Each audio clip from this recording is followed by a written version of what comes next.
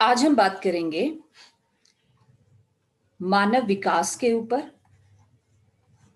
और मानव विकास में हम पढ़ेंगे कि इसके 4 स्तंभ कौन-कौन से हैं। मानव विकास के 4 स्तंभ। ये 4 स्तंभ हमें ये समझाने में मदद करेंगे कि ये चारों मानव विकास किन-किन चीजों को मापता है। सबसे पहला जो स्तंभ है इसका वो है समता यानी इक्वालिटी। अगर किसी अर्थव्यवस्था में समता नहीं है, इक्वालिटी नहीं है, अब इस समता में आपका लिंग असमानताएं भी आ जाएंगी। ठीक है, यानी अगर जेंडर इनइक्वालिटी है, जेंडर इनइक्वालिटी है तो जेंडर इनइक्वालिटी भी तो मानव विकास हमारा परिपूर्ण नहीं हो पाएगा। यदि हम चाहते हैं कि मानव विकास हो तो मानव विकास के लिए हमें सबसे पहले जो इसका स्तंभ है वो क्या है? समता, इक्वालिटी। किसी भी देश में, किसी भी प्रदेश में, किसी भी अर्थव्यवस्था में असमानताएं ना हो और समता स्थापित हो। अब ये असमानताएं जेंडर के बेसिस पे हो सकती है, लिंग के बेसिस पे हो सकती है, क्षेत्र के बेसिस पे हो सकती है, धर्म के बेसिस पे हो सकती है, आपके कास्ट के बेसिस पे हो सकती है। तो किसी भी प्रकार की असमानता ना हो तब हमारा जो स्तंभ है वो स्थापित होता है। नेक्स्ट है हमारा जो दूसरा स्तंभ है वो है सतत पोषणीयता। दूसरा स्तंभ है सतत पोषण।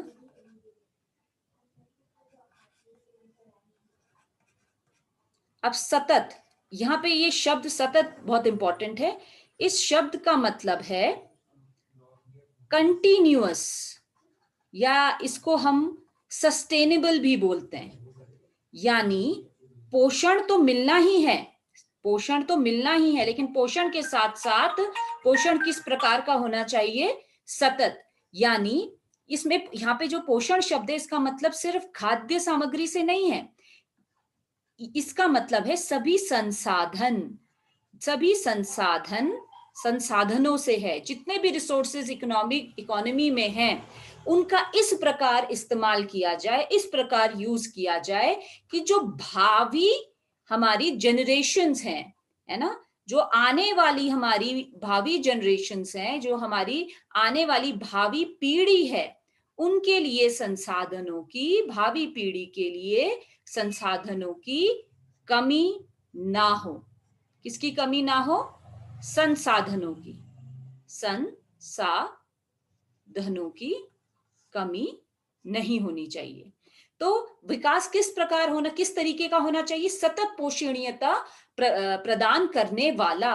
तो पहला स्तंभ है हमारा समता, दूसरा स्तंभ है सतत पोषणीयता और तीसरा स्तंभ है हमारा उत्पादकता।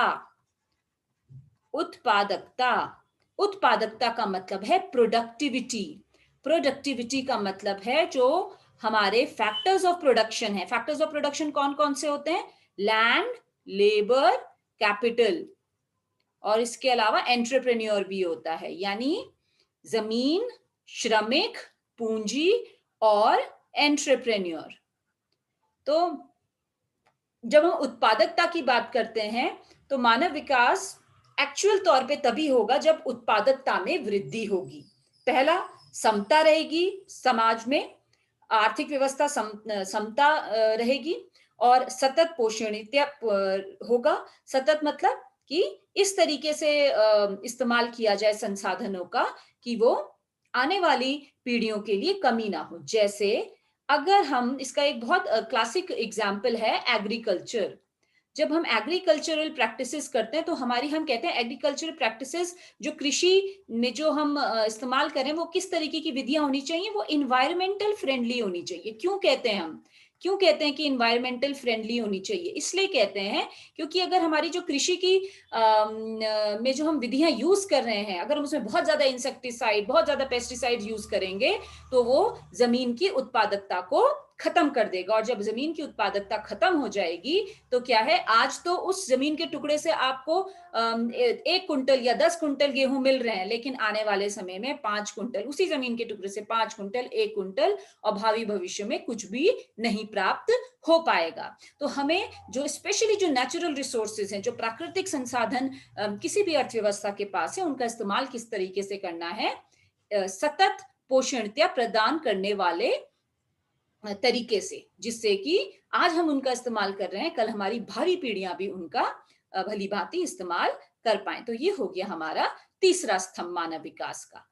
अब चौथा स्तंभ है सशक्तिकरण। चौथा स्तंभ है सशक्तिकरण। अब ये सशक्तिकरण का क्या मतलब है? सशक्तिकरण मतलब एम्पावरमेंट।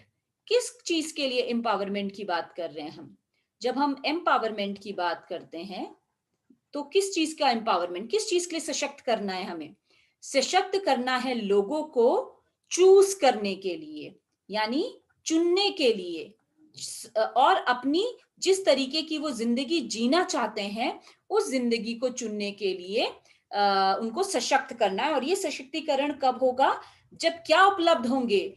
जब विकल्प उपलब्ध होंगे। क्या उपलब्ध होंगे? विकल्प उपलब्ध होंगे। और विकल्पों की उपलब्धता के बारे में और चुनने की शक्ति, क्षमता के बारे में किसने कहा था? अमर्त्य सेन ने कहा था। तो ये हमारे 4 स्तंभ हो गए: समता, सतत पोषणता, उत्पादकता और सशक्तिकरण। ये 4 स्तंभ है मानव विकास के। नेक्स्ट जो हमारा टॉपिक है वो है मानव विकास के उपागम। मानव विकास के उपागम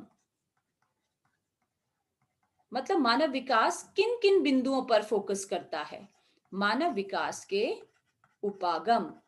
जो हमारा मानव विकास है वो सबसे पहले किस पे, उसका जो कंपोनेंट है, पहला कंपोनेंट क्या है? आय उपागम। जो मैंने बताया था कि प्रति व्यक्ति आय, इसको मापने के लिए हम किस चीज की मदद लेते हैं? प्रति व्यक्ति आय या पर कैपिटा जीडीपी की मदद लेते हैं। किसकी मदद लेते हैं?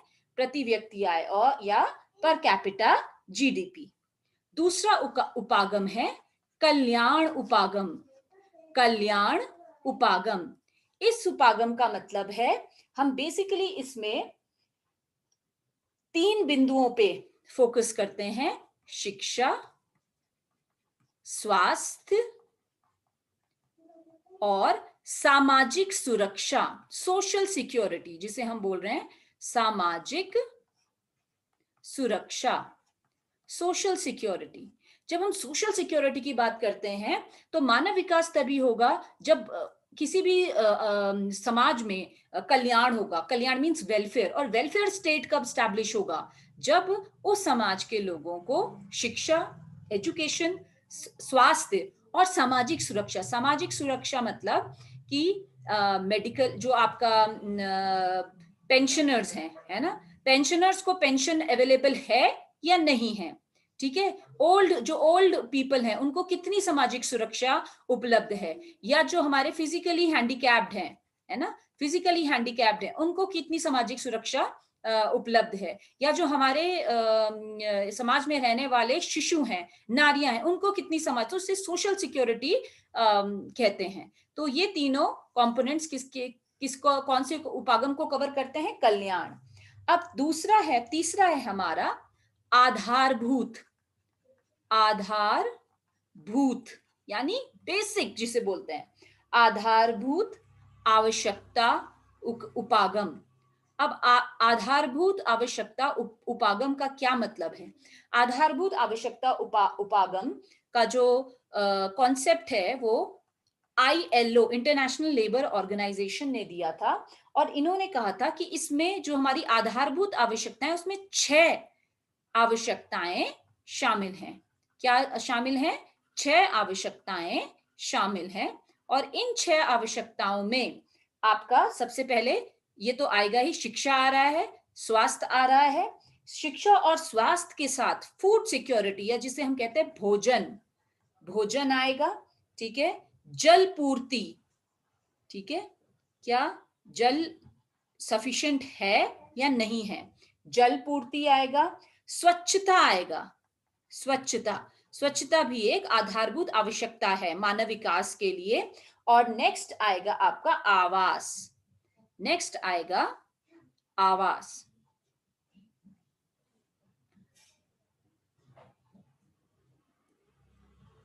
अब जब हम आवास की बात करते हैं, इसके साथ साथ जो चौथा उपागम है मानव विकास का, वो है क्षमता उपागम। वो क्या है? क्षमता उपागम। अब यहाँ पे किस चीज की क्षमता की बात हो रही है? यहाँ पे बात हो रही है, अमर्त्य सेन ने ये कॉन्सेप्ट दिया था कि संसाधनों तक पहुंच, मतलब संसाधन तो हैं, लेकिन उन संसाधनों तक पहुंच कितनी है, उन संसाधनों तक पहुंच है भी या नहीं है किसी भी समाज में, वो बताता है क्षमता का उपागम। और ये दिया था अमर्त्य सेन ने। तो अमर्त्य सेन ने इस कॉन्सेप्ट को दिया था, और ये है हमारे 4 उपागम मानव विकास के लिए। तो आज के लिए इतना ही।